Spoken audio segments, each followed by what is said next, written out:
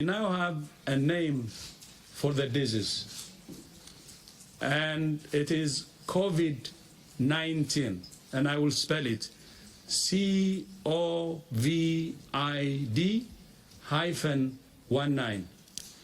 CO stands for corona, as you know.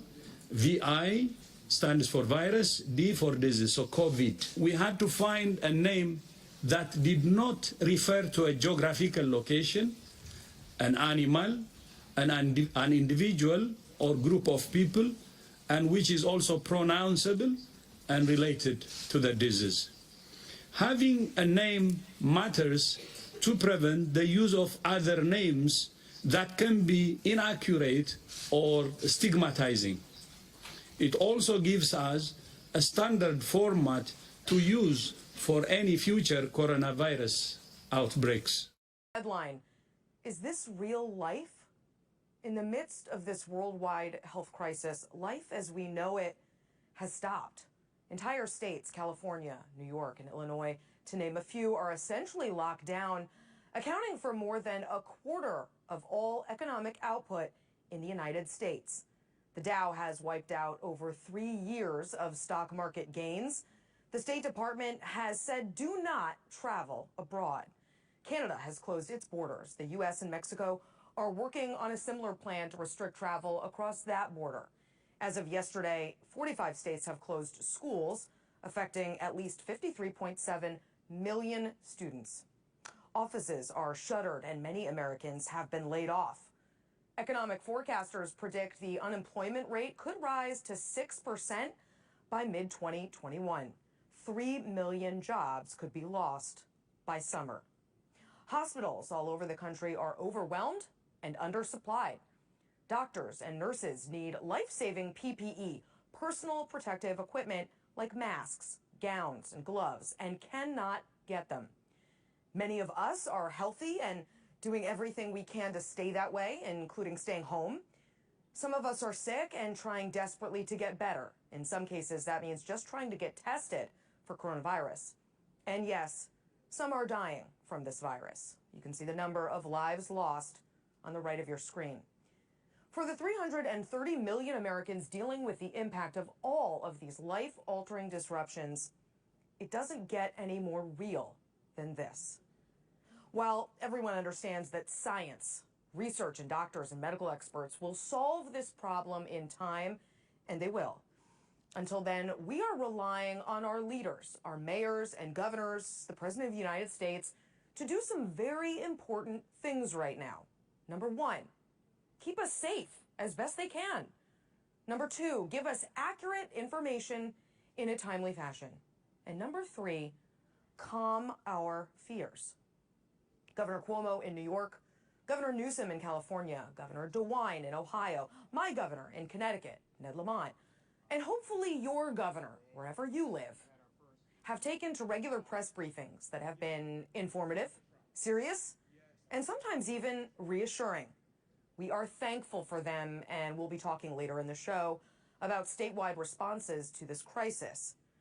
But at the federal level, I hate to say, our leadership is missing the mark. In seeing this coming, in deploying resources, in quickly using the levers it has, in giving us accurate information, the federal response has been lacking. And the president, whether he agrees or not, is responsible for that. From first insisting that coronavirus was Democrats' new hoax, to saying the virus would miraculously go away, to flipping to this was a pandemic and he always knew that, to blaming the Chinese and Obama, even the media, for his own failures, to contradicting his own experts and spouting misinformation, President Trump is failing the biggest test of his or any presidency.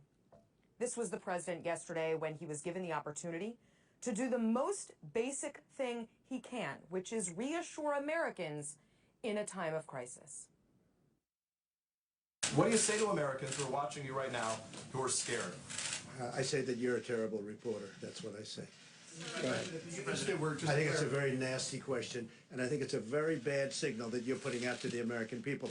The American people are looking for answers, and they're looking for hope. And you're doing sensationalism And the same with NBC and Comcast. I don't call it Comcast. I call it Comcast. Let me just for whom you work. Let me just tell you something. That's really bad reporting. And you ought to get back to reporting instead of sensationalism. Let's see if it works. It might and it might not.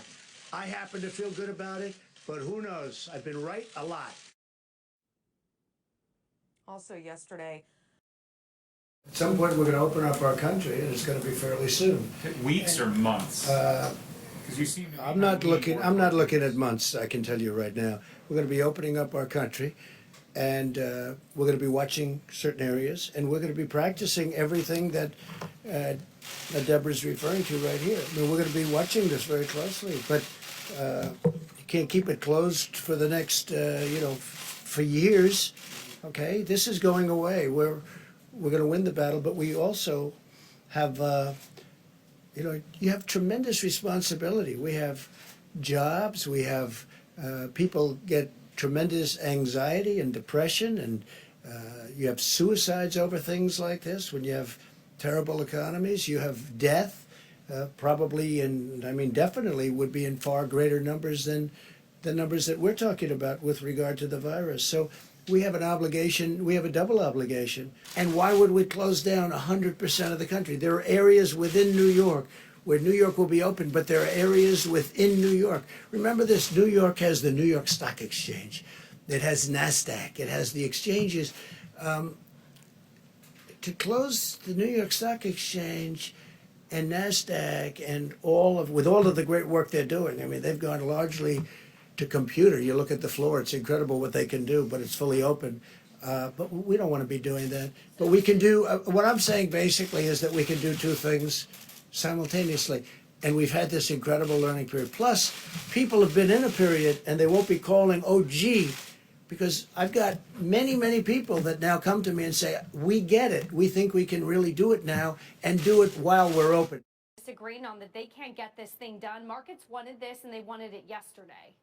They wanted it yesterday or last week. You know, it's really a philosophical disagreement between Republicans and Democrats, with Democrats saying that the massive stimulus package put forth by Republicans was focused solely on the corporate sector, on economic bailouts for big companies, whereas Democrats want more focus on how to help actual people, unemployment payments and debt forgiveness and certain other things, which they say was in the package as written on Saturday night and then was taken out. So that's where the rift, and it seems to be quite a big rift, seems to have happened, because we heard nothing but really upbeat comments this morning from the Treasury Secretary, even from McConnell himself, and from Chuck Schumer, the Democratic leader in the Senate yesterday. So that seems to be where the fault line is. President Trump now says he'll work with Nancy Pelosi on her stimulus bill, and we don't quite know what the next steps are. But, you know, I can imagine that many lawmakers will hear some pretty angry calls from their constituents overnight. People are so worried in the country now about their finances and about their jobs, and want to see a bit of bipartisanship out of Congress. So this is just going to exacerbate that, I think. We direct a statewide order for people to stay at home. That directive goes into force and effect this evening, and we are confident that the people of the state of California will abide by it.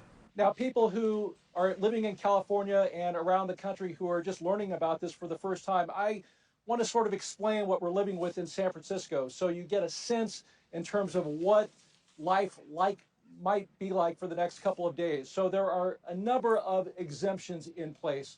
So you can go to the grocery store and pick up a few things. You can go to the gas station. Remember, your police department is still on duty. You still have your fire department. You still have public transportation. So in some respects, life goes on. And you can also come outside, get some fresh air, get some exercise, go for a jog. All of those things still exist.